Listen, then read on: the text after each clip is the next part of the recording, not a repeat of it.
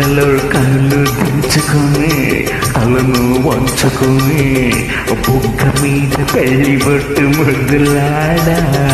సిగ్గు కళ్ళలో కళ్ళు దించుకొని తలను వంచుకొని బుగ్గ మీద పెళ్లి బొట్టు ముద్దులాడా. రంగోలీలు నీ మెడలో బంగారపు తాళి కట్టి పాగిపోవు శుభదినము రానున్నదిలే.